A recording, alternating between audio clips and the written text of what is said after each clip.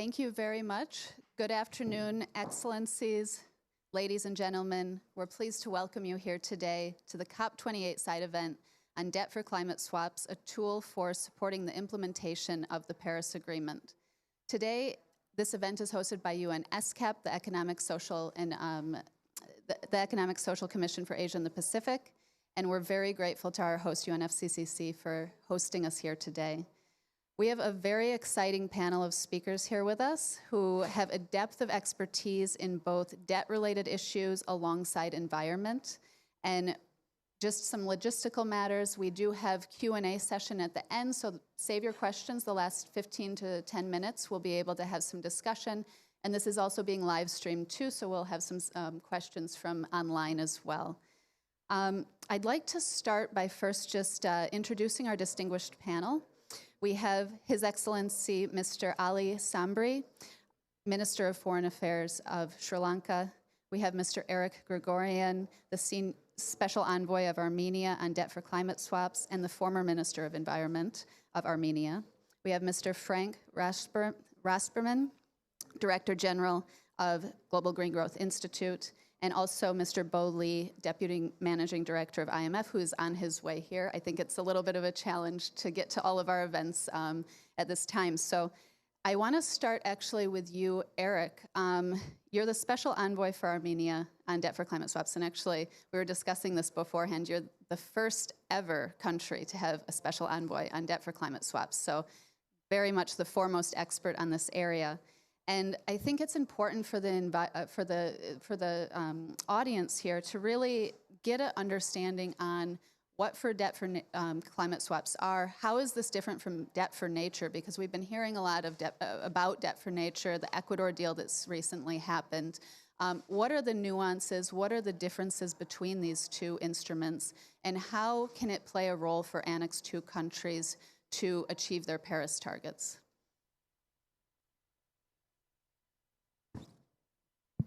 Thank you, Deanna. Yes, these terms are mixed several times, but when we are coming to debt for nature swap, it's a mechanism that was developed in 80s, and since 80s there are a couple of countries that use this mechanism, but idea and philosophy behind of debt for nature swap was always problem with serving of debt, and as part of restructuring process, some part was allocated for environment, mainly biodiversity related project. Debt for climate swap and the idea that behind of debt for climate swap is an alternative, innovative climate finance tool that will allow debitor and creditor countries bilaterally working together to find solution how to allocate financial resources for mainly climate adaptation issues. So in this case, we have a situation that there are two kinds of obligations. So one obligations of debtor country to creditor countries to pay the debts and whatever on debt issues. Another is obligation of creditor country under the Paris Agreement and mainly for Annex II countries. So idea of debt for climate swap is more win-win, and currently we have around 50-60 countries that are facing a problem with serving of debt globally, and most of the countries are climate vulnerable. So the situation when you need to allocate a lot of financial resources from your budget to fulfill some climate adaptation measures is crucial. And we know that the money that will not be spent now for adaptation, after some time will become much more expensive. So mechanism, the platform, I'm not using any kind of words like a restructuring mechanism or definitely it's not a debt forgiveness mechanism. It's a mechanism that allowing debtor and creditor country to work together without complicated processes that debt for nature was going. Frank will maybe share it's a lot of work when you are going through the mechanism. Sometimes you need to go through Paris clubs and you need to talk with the debtor countries, you know, to get all these agreements. So it's really complicated situation. And when you started with the high ambitions, in the end, you have just 10 or $20 million swaps. So it's rather, the fail than a success story of the debt for nature. But for debt for climate swap, to generalize, if two countries, I will say, brave countries are happy to negotiate with each other and to find concrete priority areas and to allocate money from debitor countries to implement some climate adaptation projects. And these financial resources will be also registered as a climate finance from creditor country. So both sides are happy, and this is a mechanism. Thank you, Erik. I think you raised a few important points here. First, it's not debt forgiveness, but it's a win-win for creditors and for the country that is in debt distress. Also, you mentioned the very important statistic: over 54 countries currently, right now, due to the global economic situation, are facing debt distress. So it is a critical tool that can be considered for the market. And also in terms of the importance of negotiations, and I think this is something I want to come back to you on. As a negotiator on debt for climate, I want to dive into a bit more about your experience on that. But first, I'd like to move to you, Minister Sabry. In 2022, we're all aware that Sri Lanka did default on its debt, and it pushed the country into an economic crisis. And could you share your insights on how Sri Lanka is now navigating the current economic challenges and how debt for climate swaps might offer a pathway to both financial stability and also enhanced climate action? Thank you very much. I think, yes, Sri Lanka underwent a tremendous economic crisis last year, basically to do with the balance of payment crisis. So our inflation went up to about 70%, currency depreciation about 60%, from 200 rupees to 350, 400 rupees against the dollar. And then that had a massive impact on our industries, including tourism, because there were less funds available to us, even to import our necessary petroleum products and all those things. So now we have made a comeback on that over a period of time. Tourism had bounced back. Dollar has stabilized. The 70% of inflation has been brought down less than 3% now. Things are moving in the right direction, but we have announced a debt moratorium from last April. So for us, it's right now the single most priority for us to get back on track and get the debt restructured and quickly get into that. It's a very, as he said, a very complex process. As far as we are concerned, now earlier you had an architecture for debt restructuring, which was available in the Paris Club and the London Club. But if you look at our case, the amount of exposure from the Paris Club other than from Japan is very minimum. The new creditors are coming in, China, India, outside the Paris Club. Private creditors are the biggest group of people. So unfortunately, any of those things, including the IMF, debt sustainability, does not take into account of this climate effect into that. As a result of which, it's not easy for us to immediately take that and put it into this. In fact, we are reluctant to do it because our interest right now is to quickly conclude the debt restructuring and get back on track and have access to the external funding, because the longer our debt moratorium continues, longer it takes for the people to come and invest on that. As a result of which, we are reluctantly not going towards the getting it more complicated. That is when it's expert like my friend need to come in here and provide us a mechanism which take into account of these other instruments, debt for climate swaps and debt for nature, or whatever it is. So, but right now, multilaterals don't take that into account. There is no leverage for that. And therefore, it discourages you from going into that, because it might take even longer period for you to conclude your restructuring, because already is complicated with different, a new group of creditors are coming in, new instruments are there. So therefore, I feel going forward, it can play a role, but immediately right now, there is lack of clarity in the market as to how we can do it. So there is a lot of work to be done, and discussions like this will go a long way to help that. Thank you very much, Minister, for your comments. And I think this is a very interesting situation in terms of Sri Lanka, because you have already defaulted. So you're already in the middle of negotiations with IMF, with your creditors, and it's a very important to time it correctly, because this is a long process as well in terms of negotiations. You're already bilaterally negotiating on other aspects. So I think this is an interesting case for other countries as well, who are facing debt distress, and a country who is now defaulted, to be able to look at the challenges that are faced, and hopefully also be able to overcome those challenges before they face a similar situation. I do want to also take the opportunity to introduce Mr. Bo Lee, who is now here from the IMF, and he is the Deputy Managing Director of the International Monetary Fund. Thank you very much for joining us. Thanks for having me.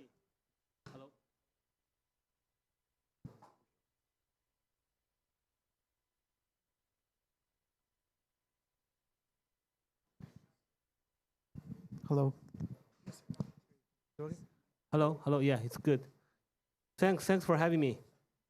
Thank you for joining us. And actually, you came at the perfect time, because I wanted to turn to you for the next question, which was, in 2022, the IMF published a paper on debt for climate swaps, and it's actually the first time that you did so.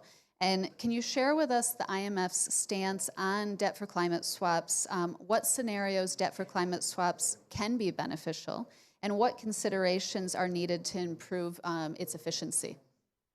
Thank you very much. Yeah, indeed, we had a paper in 2022, and followed by a blog by our managing director, Kristalina Grigoryan. I think our view is that debt for climate swap, debt for nature swap can be a useful instrument given the right conditions. It's not for everyone, but for some countries, when there are strong synergy between climate and debt challenges, this can be a useful instrument. For example, some countries, they may have limited fiscal space, but they are urgent need for climate action. Then this kind of transaction can help them to create fiscal space to take climate action. But if a country needs if their debt is no longer sustainable, needs some debt restructuring, typically we would recommend a separate treatment of debt and climate. So we don't think this debt for climate swap can be a solution for debt restructuring.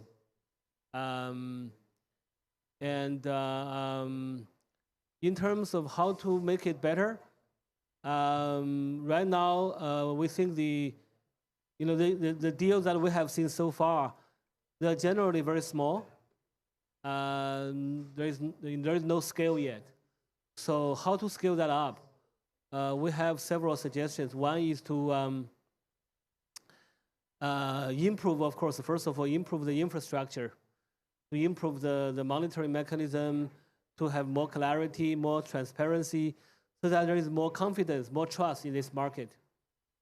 The second thing that can be done to increase the scale is to, instead of doing a project by project kind of transaction, maybe we should have a programmatic approach. We can bundle a number of projects together to have a bigger scale. In connection with that, the debt buyback, we should try to cover as much debt as possible, and also try to buy the debt with a bigger discount, so that it can create more fiscal space for the country doing this transaction. So there are a number of things that can be done to scale up and to make more impact. I stop here for now.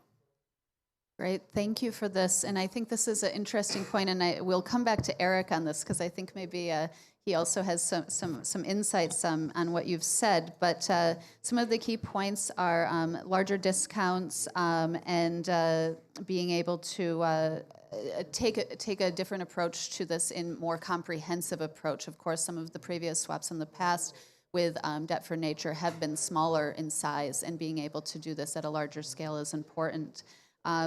I would like to move to Dr. Frank Rijsberman. The Global Green Growth Institute has supported debt for nature swaps, so it's different than debt for climate swaps, and this was recently in Ecuador. Could you highlight some of the key lessons that you've learned from your experience and how these lessons can be useful to countries exploring either debt for nature or debt for climate swap options? Thank you. Well, this is a complicated topic. I think if we wanted to get into a bit of the depth of it, we couldn't do it in 5 minutes. But I think Minister Sabry already indicated, when a country is indebted, there are at least 3 important pots. The first one is the debt between the creditor countries. And a large part of Minister Sabry's homework has been to do those deals. And I think what Erik indicated was also part of that same pot, where France and Armenia or any 2 countries can agree to have a debt for climate swap. Then there is the domestic debt that the government of Sri Lanka also dealt with. And then the third pot is the private debt, the bonds issued by the government to the private capital market. It's the most complicated for the government to deal with. It's the largest pot for Sri Lanka and for many other countries. But it's more complicated, as Erik said. That's the pot that we are focusing on. And we call it sustainable finance because the bonds that are the basis of it can be green or blue or sustainable.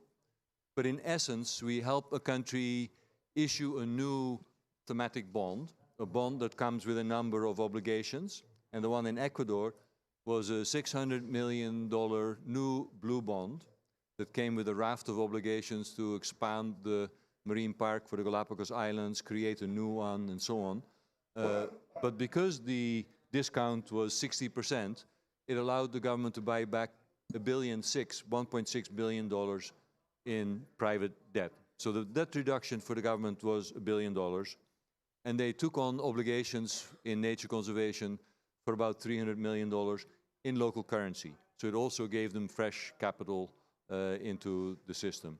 Those are, I think, quite important deals. And for us, once the structure is complicated. You know, we walk through a set of steps from doing a blue bond or yellow bond or whatever you want to call it, roadmap, and then you have to have a framework. You have to usually find a credit guarantee, which is the critical part of it. You have to do a roadshow. You have to do a post-issuance impact report. All those bits governments have to be prepared for. That is actually the kind of technical assistance that we can provide, sometimes with Green Climate Fund readiness funding, sometimes with funding we get from the government of Luxembourg. So there is funding out there for technical assistance for governments to put this together. It does take a bit of time. But I read, for instance, Minister Sabry recently concluded a package deal, not sure how final it is, but with a number of creditor countries. And then the footnote said, the private bonds trade at a discount of 45%, trade at 55 cents to the dollar. So that's the space Sri Lanka has, even at today's rate, if you like, to trade, to swap, to refinance their private debt. It's, for an individual, it's like refinancing your mortgage, finding better terms.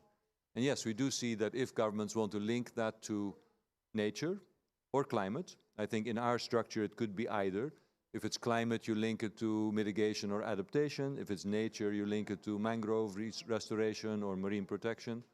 A set of obligations that do good. And then there are investors that care enough to buy that. And we have seen not huge, but some better terms emerge when there are those kind of obligations attached to the new bonds. So that's the heart of it. We work on a set of new debt for nature or climate swaps in Latin America, and we estimate that that would be about $3.5 billion of debt buyback. So it's not huge, but it is significant. Thank you, Frank. And I think this is an important point. You know, we've seen debt swaps happen in the past, 300 million, 500 million. Now we're at 1.6 billion. So it is growing. You definitely see the mechanism also going faster too. Before you've seen 3 years to take a deal. Now we've seen, how long was the Ecuador deal? 18 months? 18 months. So it's becoming more efficient. Of course, more efficiency definitely needs to be put in place. But this is definitely an interesting approach. I wanted to go actually back to you, Erik, because you know, as Armenia's special envoy on debt for climate swaps, you yourself are negotiating deals on debt for climate with various countries right now. I wanted to ask you, what has your experience been in negotiating those deals, and what has been some of the success factors, or how are Annex II countries reacting to your proposal?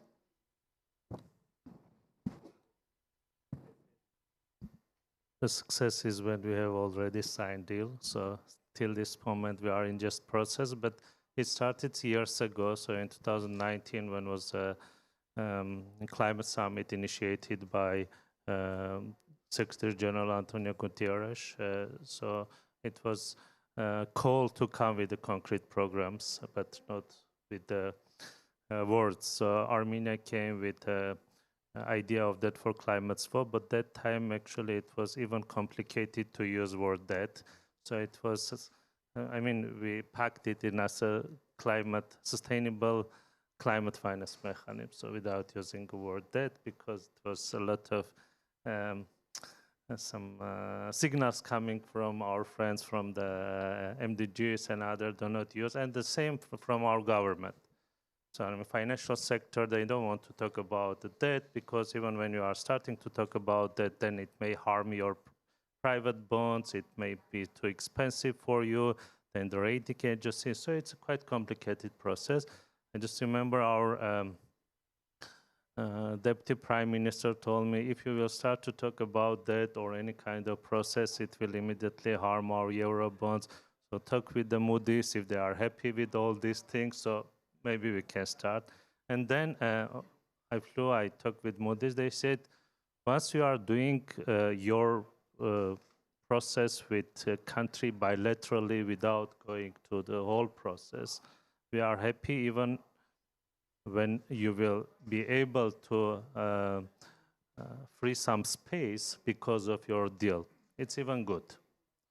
But it was quite complicated. The same situation I have now with Sri Lanka. So usually Treasury, Ministry of Finance, these institutions are, they want everything to be constant, so they do not, and environment and climate is a little bit unclear for this part. So the role is to try to combine the environment and finance, but again, to bring both benefits and interest and to say. So, by the way, that time it was not the situation. After that, COVID and all the situation with the national disaster in Pacific, in other regions. So it's a race situation that the country that it seems that has a sustainable debt, but one disaster or hurricane, whatever, can just double that, and everything is in a problem. So after that, the word was started to use that for climate, that for nature. I'm just coming from the other meeting that all directors of banks were there again discussing that, how it can be solved. But the issue that countries are looking to banks are looking on rating agencies, but in the end, to conclude, I mean, we can't think more about the financial part than about Earth. I mean, we are trying. If we are here for COP28, it's at least mean that we believe that this issue is here, the crisis is here, and we need to find a solution. What Frank says, that debt for nature is one of those. It may work. Bonds, green, sustainable is second, restructuring third. So debt for climate is the fourth. So we went in a way that we just selected our main creditors and started to work with them directly. looking for their priorities, looking if, France is interested in water because of some, not only the national, but also some French companies are working globally on water issues. So we try to bring interest, why it's interesting for them. The same, with the Germany, the forest biodiversity, the issues that we want to go. Because in the end, it's negotiation between two sides, and if both sides are happy, and it's giving a chance, actually, both sides to have some results, to come to COP28, say that we signed something here, and because of this, we started 10,000 hectares of reforestation. Because sometimes we are using these big figures, the billions, trillions. Yesterday it was a ministerial conference about the new goals after 100 billion. But in the ground, when you have just $1 million in developing countries and you are starting to hire people to do reforestation, 1,000 people, 1,200 people, believe me, the impact is huge. And it's not only environment impact, it's not only climate impact, but it's also a socio-economic impact. So I don't want to talk a lot, but it's just to select the countries to see with whom you will work. Do not concentrate on a smaller part because the effort and time that you will spend is much. And just to negotiate, to bring their interest, maybe it will be not clearly environment and climate interest, a political interest, geopolitical interest, diaspora interest. It may be a list of interests. But yes, it's working now. We are in some process with France and Germany, and hopefully we'll sign something and to present soon. Thank you. Thank you, Erik. And I think you raised also some good points here in terms of kind of best practices, not, going for every creditor, identifying the top creditors to your country. Which ones are annexed to countries? Which ones have this 100 billion, now maybe trillion commitment under the Paris Agreement? And how can you identify projects that actually meet their priorities? And I think this is kind of the stumbling block sometimes in terms of being able to identify what projects you as a country are able to finance, and also what countries are willing to finance that, and then have this win-win solution. So I think this is a very important point. Please go ahead. Just to add one, this part also should be as clear as possible. Definition of climate finance, what part will be launched, the grants and support, because in the end, then you are coming that this part, these obligations are not bold enough. That's why it's complicated, the thing. So whatever is discussed, this part also should be clear for everyone. Absolutely. I want to move to Excellency Sabry.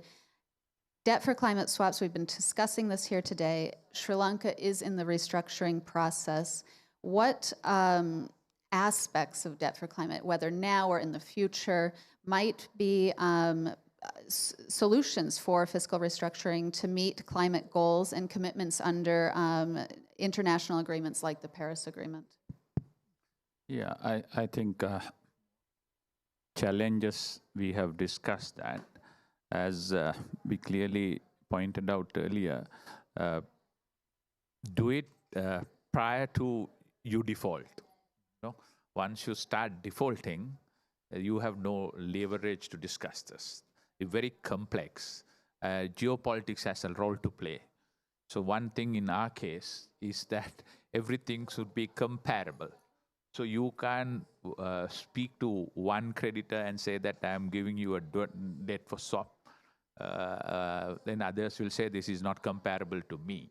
So we have a huge problem in getting that structure going. For example, in our case, we had diverse creditors, bilaterals, multilaterals, which you had to anyway continue to pay them. And then you had the private creditors, as it was pointed out. And then you also have the Sri Lankan own creditors. So amongst those countries, you can directly, my friend was lucky because he could directly work with those countries like at Germany and France. In my case, I can't work like that. So we are saying that we are the compatible treatment on that.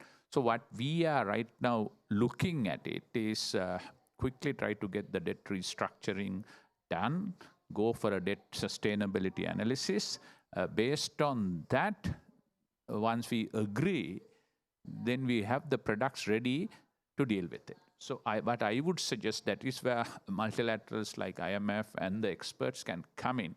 Everybody talks so much, but whether we could prepare a resource full of people who identify a bucket of products which is available and the countries which are willing to. So you are trying to match the opportunities which is available to people who want it.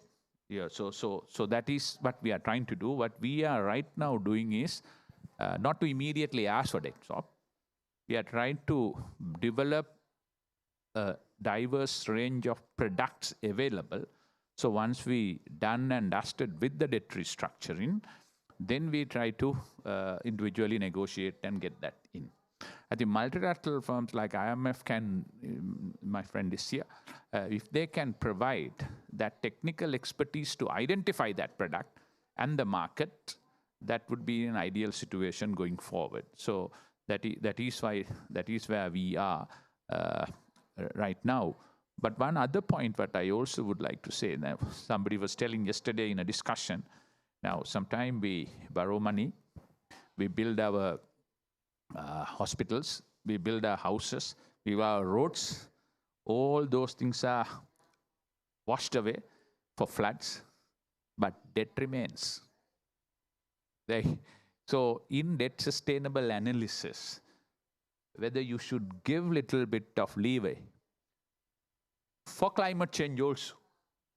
You know, so no one is saying that, yes, you put this money into this particular project, that's washed away because of rains which I have nothing to do with in my country, somewhere else, because of the climate change is taking place.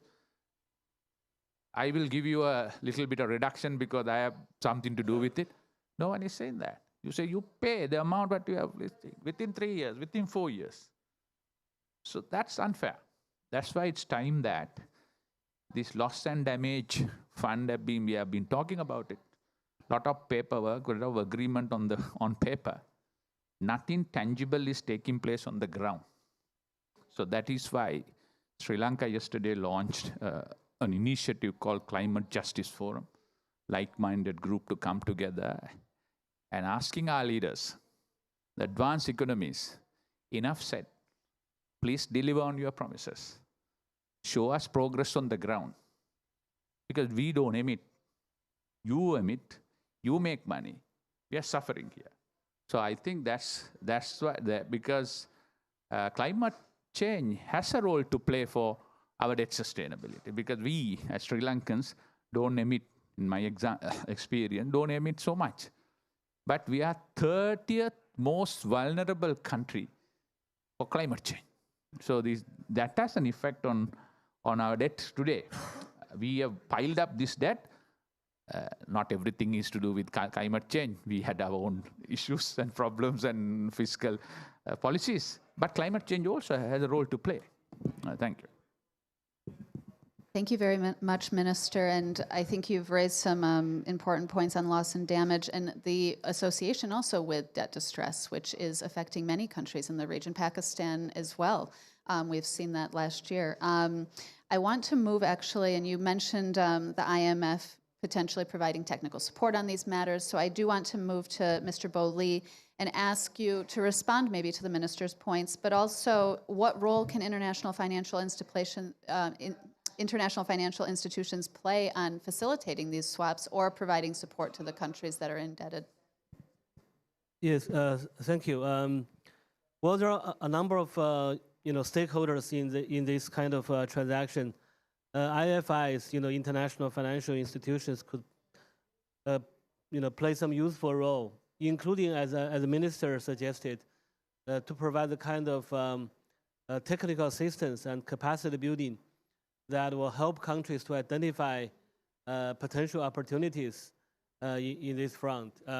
In fact, both the MDBs like World Bank and also International Monetary Fund, IMF, we provide both technical assistance, both at the sectoral level, which is typically provided by MDBs, but also at the macro policy level, like IMF. We we provide technical assistance on like a green budgeting, green public financial management, climate public investment management, etc. So by doing that, we can help the country to build a macro framework that has climate built in as an important factor. So in that process, that will give confidence to the market. If the country want to do a swap, they understand that their macro framework is both transparent, but also taking climate into consideration. So that's one area that MDBs and IFIs can be useful. Another area, of course, is that MDB and IFI can provide the financing or the guarantee for the country to issue cheaper debt. And such as the World Bank guarantee for the Seychelles 2018 blue bonds. That's one example. IDB also provided guarantee for Ecuador this year on their debt for nature conversion.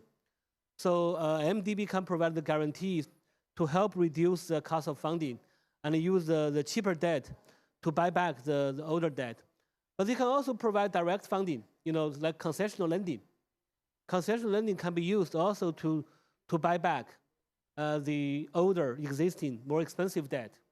Actually, IMF, we also have a new instrument called RSF, Resilience and Sustainability Facility. So we are providing, lower cost funding, long-term, 20-year loan to countries, and they could use this money, at least part of it, to replace some old debt that is more expensive. So in that sense, our loan, our RSF program is also similar to a debt for climate swap because we are giving a cheaper loan, cheaper debt for the country, and they can use part of that to replace some old debt. But our lending have conditionality. So that's like, our lending is conditional on some climate action. So it's kind of like a debt for climate swap if a country apply for our RSF funding. Another thing we could do as IFI is to help country to build a sound climate policy. For example, carbon pricing, information architecture, to fill the data gap and improve the disclosure, etc. So we could help the country to build a policy environment that is conducive for climate finance, including for debt for climate swap. And finally, we can also help the country to analyze the impact of such transaction on their debt sustainability. Because IMF worked together with World Bank, we provide the so-called DSA, debt sustainability analysis. So we can help the country to think about, whether such a transaction makes sense in terms of sustainability of the debt, and how to structure the deal so that the sustainability of the debt can be improved. So we can give advice on those questions as well. Let's stop here. Thank you. So some key points there. Building in climate into macroeconomic frameworks, very important, and also debt sustainability assessments as well. Also the role that international organizations can play in terms of concessional finance and guarantees. And I think we've seen this actually with some of the newer swaps that have just come out, is rather than looking at more of the fundamental kind of change in a large amount of resources, reissuing bonds at more concessional rates for investment in local conservation initiatives. So different styles of debt for nature, debt for climate are starting to emerge, and this is really based on the negotiations that they have with their creditors and with international finance institutions as well. One of the other things you mentioned in terms of guarantees, I think it's quite interesting because you hear about the concern about credit ratings, but actually with some of these issuances, you've seen increase in credit rating due to the guarantee that's been provided by an international organization. So there's an opportunity there as well. I do want to move to Frank. GGGI is actually, you're a treaty-based organization. You're one of the few organizations that has strong expertise in supporting these types of deals on the ground. And in the current economic environment, How do you see the future of debt for climate swaps evolving, and what role do you see GGI playing in this? Thank you. Yes, interesting topic. I've heard a number of those views already. Clearly, these are not for every country, and it's, you know, it's not one size fits all. I think that's clear from this discussion. And IMF plays a role at the macroeconomic situation. World Bank has all that expertise in-house as well. We see quite a few smaller MDBs or financial institutions that now are interested in getting into that space. Their boards say we'd like to have at least 30–40% climate-related instruments, and they don't really have the expertise. So organizations like our own work with quite a few of the smaller MDBs to help them with pipelines of projects, or indeed putting in place sustainable bond or blue bond frameworks. We helped launch the St. Lucia Blue Bond yesterday evening, and that can either be, it's likely to be a sovereign blue bond, first in the Caribbean, but then the government is looking at, as a next stage, doing a debt for nature or climate. They're really looking at what is the best situation for the country next.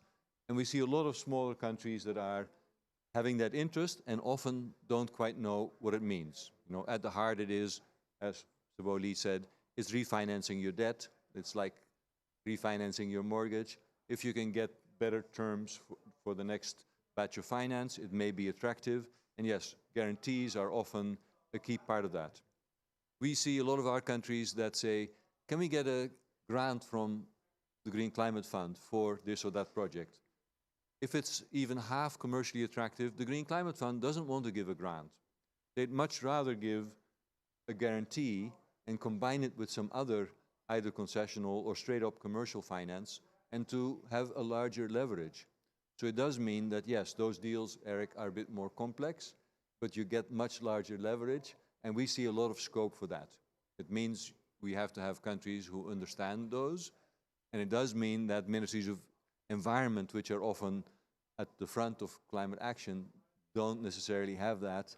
And we see ministries of finance who have the financial acumen but don't necessarily understand the environmental or the climate side. So linking those ministries is another key area where we feel we can have technical expertise and where countries often need to make that connection. We do see more ministries of finance that are beginning to have a climate finance unit, for instance, and are getting that expertise in-house. But yes, long story short, a lot of scope, we believe, particularly by linking those ministries and by looking for the greatest leverage we can see for the scarce climate dollars. Thank you, Frank. And this is actually an area where ESCAP and GGI are working together and linking ministries, particularly in Sri Lanka and other countries, and developing frameworks as well, which are the prerequisite for issuance of bonds, which are either for restructuring or for new debt. I do want to take the opportunity now to go to the audience. I think we have about 10 minutes left, and I see a lot of hands already. So I think UNFCCC colleagues are going to help with that. Thank you so much. Hi, my name is Erik. I'm a student from China, and I was an intern with the Nature Conservancy, which was part of the efforts for Ecuador's restructuring of the swap. And my question is, what is the timeline like for addressing the challenges that we just discussed, including better monitoring mechanisms or institutional capacity and the need to address or to build information architectures? What are the lower hanging fruits that we can address, and what are the on the longer horizon? Thank you. Thank you. Anyone on the panel have a preference, maybe Frank or Mr. Lee? Well, it was a lot of questions all at the same time, I think. We see that actually issuing bonds for countries that can is often much faster than, say, what they think of first, like let's go to the Green Climate Fund. That's a good solution in a number of cases, but it's rarely fast. And we've seen quite a few countries that if they are at least half ready and if they can come to their own decisions quickly, within 6 to 12 months, we see particularly development banks able to raise quite significant funding for even like resilience bonds or for blue or for green bonds. So we see that as in a way quick. But yes, it's not the same scale. If you want to talk about the scale that Sri Lanka is discussing or that the IMF is discussing, it's going to take longer. Mr. Lee. Yeah, maybe I can just add one more comment on this question. We are working with a couple of countries right now in terms of how to scale up this kind of transaction. As I said, if we do project by project, the scale won't be there. So we are trying to figure out whether it's better to group a bunch of projects together, and so we have a bigger scale. But that requires a pipeline of projects, and to develop a pipeline takes time. So for this kind of country, we typically work with our MDB partners. We start with a PPF, project preparation facility. So we need to have a project preparation facility to help the country to develop a pipeline. And this kind of facility is typically a multi-donor, multi-sector facility, and that requires some time. Typically takes like 6 months, even longer, maybe 1 year to have such a pipeline. Then we can talk about group them together to think about a bigger deal. So that's take a little longer.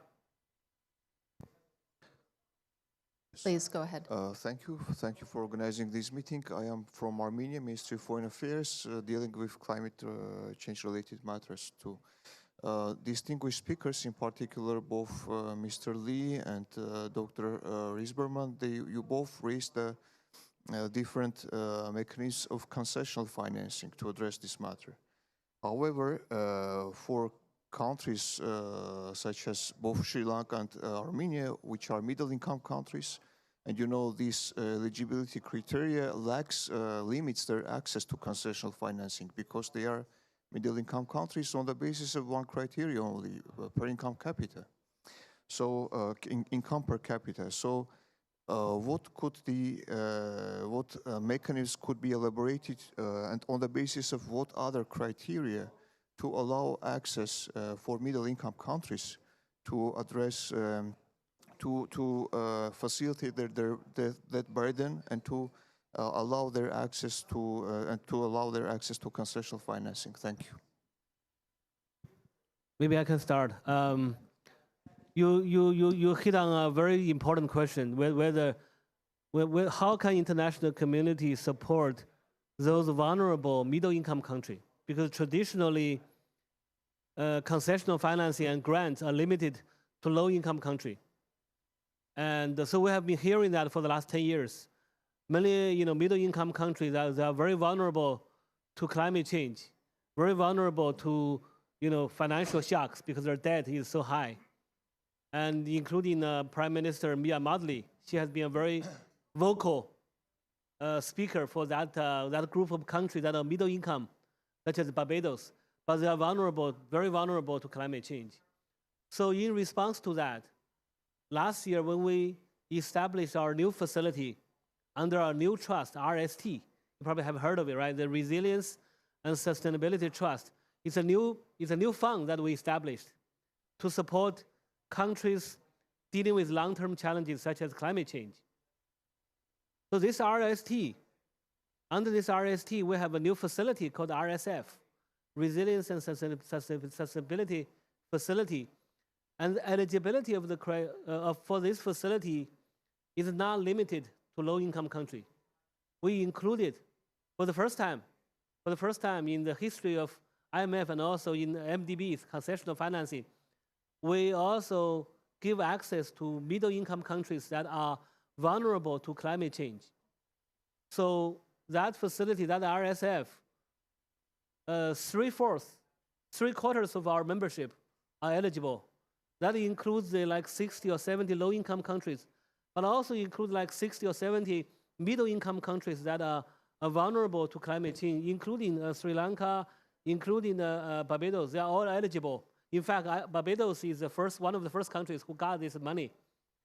So you're right. I think the international community should, collectively think about how to provide more concessional financing, not only to the low-income country, but also to middle-income countries that are vulnerable. And we think the RST, RSF is a good start, and we need more. Frank, go A ahead. few words on that, and that is, you're of course right, and yes, ODA traditionally goes to the low-income countries. Climate finance in general already enlarged that envelope. I mean, there's a lot broader eligibility for the Green Climate Fund funds, for instance, and we see that there are funding streams to reduce emissions that go to Latin American countries from the UK, even the former NAMA, now MAF facility. So there are, in a way, other motivations than the traditional ODA that do enlarge the pie a bit.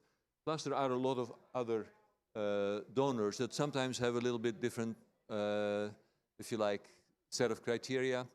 I live in Korea, and Korea indeed has good relations with middle-income countries where they're perfectly happy to have their concessional finance go. And of course, often there is an element of trade relations that enter into that as well. But it does mean that the envelope then becomes quite a bit larger. Thank you. Please go ahead. So I make it very quick. Markus Müller, Deutsche Bank, Chief Investment Officer for Sustainability. So we believe very clearly in debt for nature swaps also as a bank, and we think that this is one of the most important instruments, especially to give countries in high distress a possibility for long-term sustainability in the debt structure. But what I also would like to ask is, without maybe also directing it directly to the IMF, is there a possibility, or do you think that it could be linked to the fixed price basis of the ITMOs? So can we link this to international transferred mitigation outcomes in the carbon credit context, for instance? Well, again, that's a very, you have raised something very innovative. Think about the carbon credit market with a swap. I think there are something similar here because the carbon credit market is also they have key performance indicator and debt for climate swap also have key performance indicator. There is a challenge of trust and credibility for both market, both the carbon credit market and also the debt for climate swap. There is an issue of trust there because there is a worry of greenwashing. There is a issue of credibility.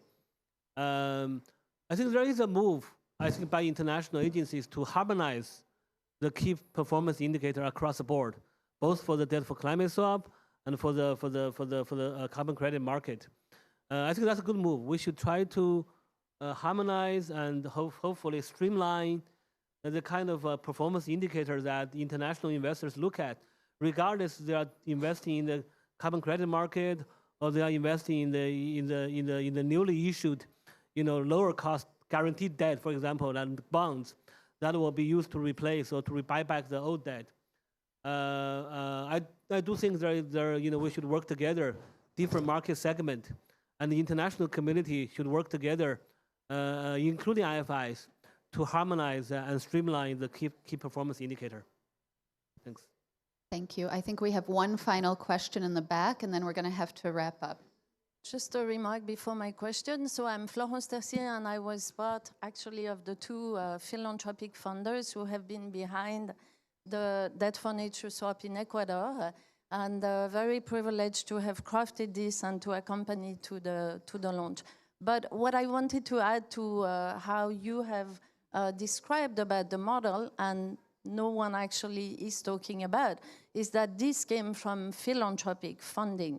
Because the work was done in the creation of the marine protected area, and there was a political commitment from the governments, the two governments that we worked with, there was a possibility to make this sustainability plan that then we could go and look for all the partners that we needed from the political risk insurance and the investors that wanted to join the deal. So two things. One, it's actually the deals and the way you are talking about debt swaps is top-down. Who are the country eligible and how we can work on this. But I would like to highlight also that it can be bottom up when you have strong conservation initiative and measures that are taken, and then having the political commitment to accompany this.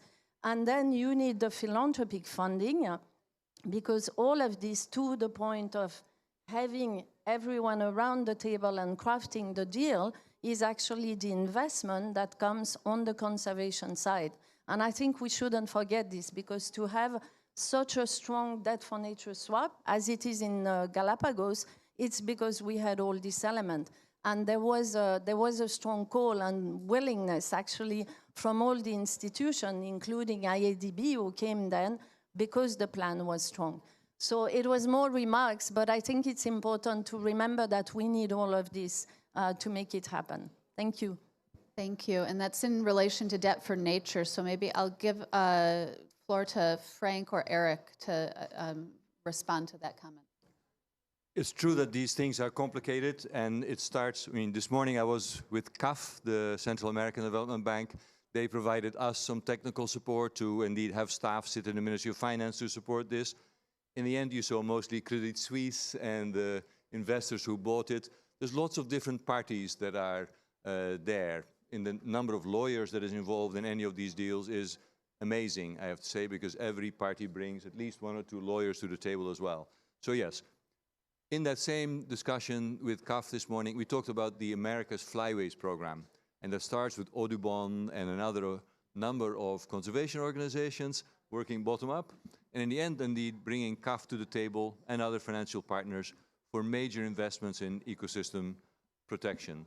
So I am in complete agreement with you that we need all these partners to come together to make those deals happen. Great. Well, thank you very much. I want to give a huge round of applause to the panel, and thank you very much for your time.